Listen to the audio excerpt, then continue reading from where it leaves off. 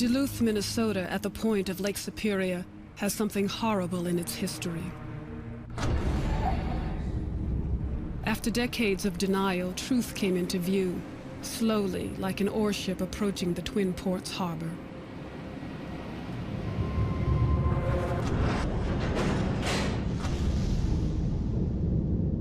In 1920, in the midst of a mob of thousands, 3 black men were brutally lynched in downtown Duluth.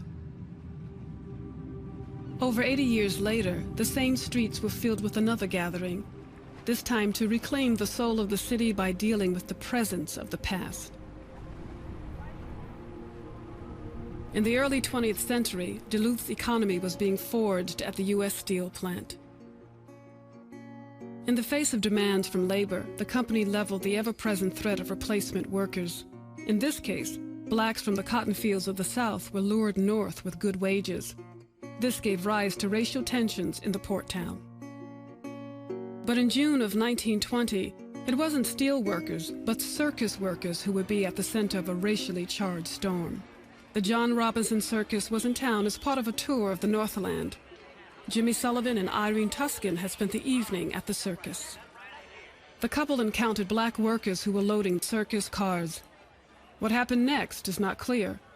We know now that there was no sexual assault. But a few hours later, Jimmy called the police and reported that Irene had been raped. The Duluth police hauled half a dozen black circus workers to the city jail on Superior Street. By morning, on June 15th, rumors, hate, and hysteria bred the beginnings of a lynch mob.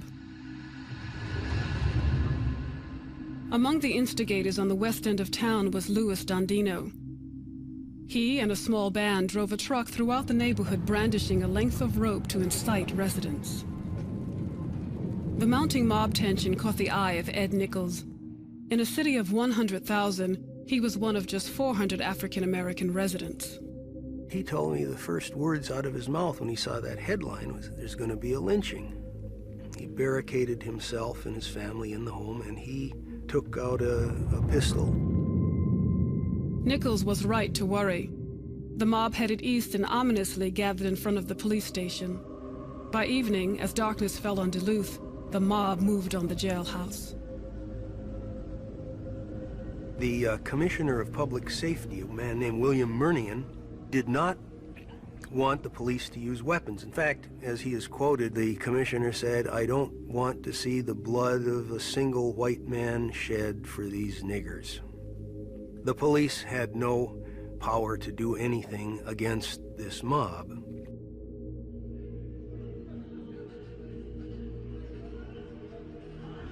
Some of the men cried. Some prayed. But all they could do was await their fate as the mob broke through walls and then pried at bars. Finally, a deadly sentence fell on 3 of the prisoners: Elias Clayton, Elmer Jackson, and Isaac McGee. As they were brought out of their cell, they were punched, kicked, spit on, and they were taken up the hill. It was a block from the jail. They clearly knew what was going to happen to them. There's a case that is always, I found, poignant and disturbing of a young man.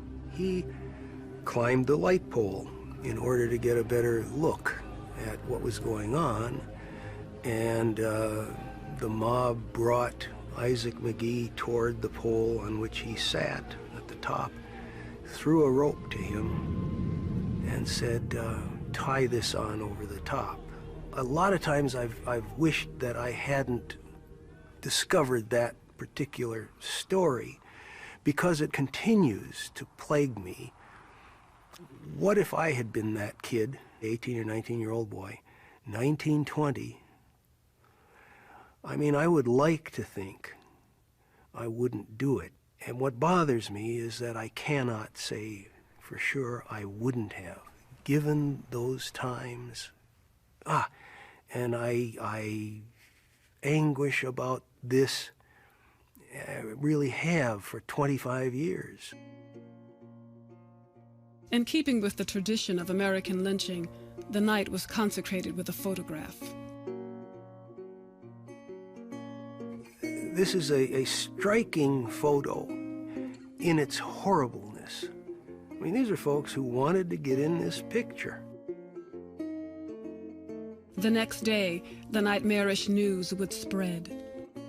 The New York Times editorialized, the Chicago papers, and there were a number of, and the Duluth paper itself editorialized against the mob activity. But there were papers that supported the mob. The most striking thing was, to me, was a comment by a local citizen. His comment was, "Why all of this fuss? After all, they was just niggers." This opinion seemed to inform how the legal system would regard the murders. The lynch mob, including ringleader Louis Dandino, was let off easy. Incredibly, and despite clear evidence of innocence, the surviving black circus workers were put through an aggressive trial for rape. Meanwhile, in St. Paul, African-American civic leader Nellie Francis led the successful charge for America's first anti-lynching legislation.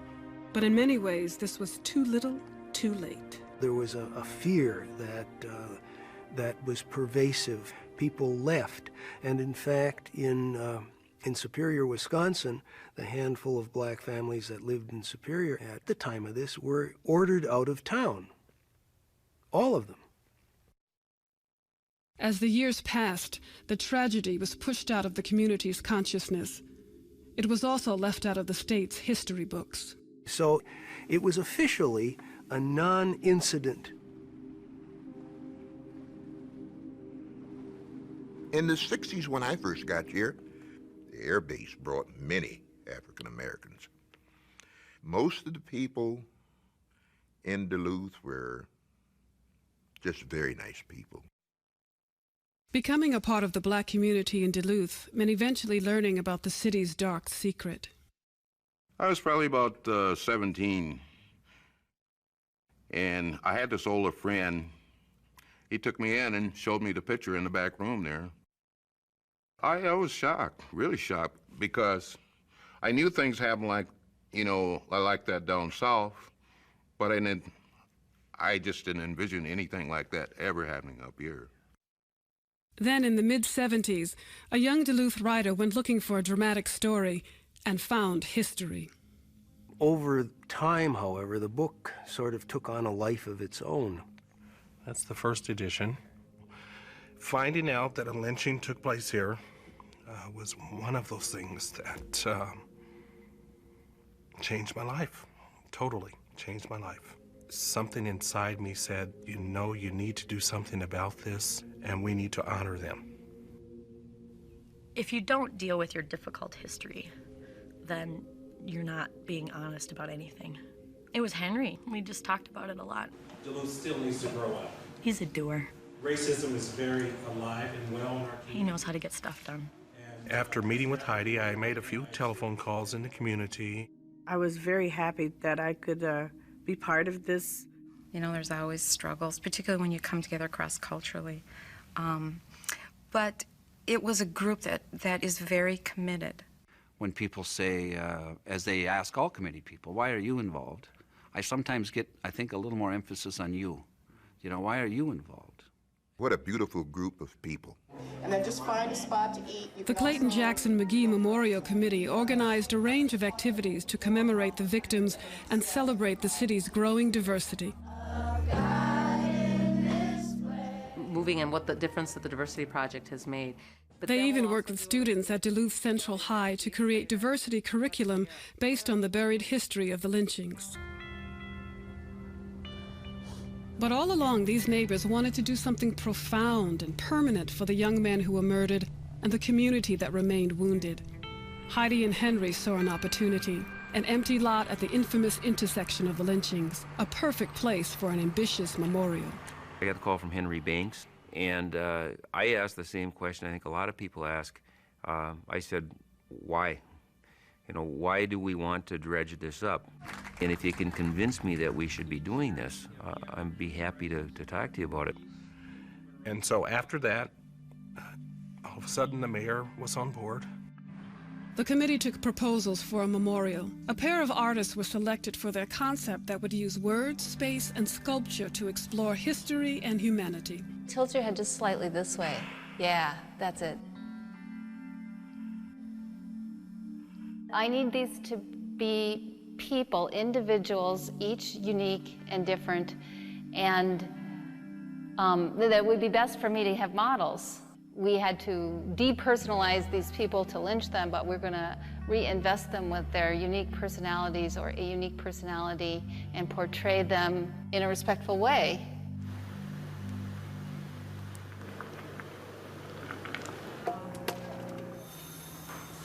Amazing.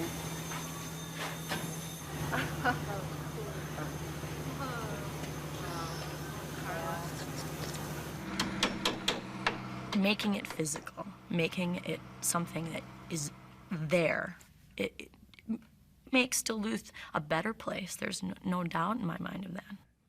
I want to take back that corner. It's got to be taken back. And that's about getting as many people there as were there the first time. Doesn't matter how long it takes. Heidi's hope of balancing the historic weight of the lynch mob with a positive gathering came to be on October 10, 2003, when thousands of Minnesotans marched to the new memorial. After decades of denial, after years of grassroots work, after months of creation, the memorial was finished, and the healing from the fractured history was continuing. The final speaker at the event was Warren Reed. Because of the book and the committee's work, the Seattle resident had recently learned a dark truth that 83 years before, in the same intersection, his great-grandfather was among the leaders of the lynch mob. It was Louis Dandino. As a long-held family secret, and its deeply buried shame was brought to the surface and unraveled. We will never know the destinies and legacies that these men would have chosen for themselves had they been allowed to make that choice. But I know this. Their existence, however brief and cruelly interrupted, is forever woven into the legacy of my own life.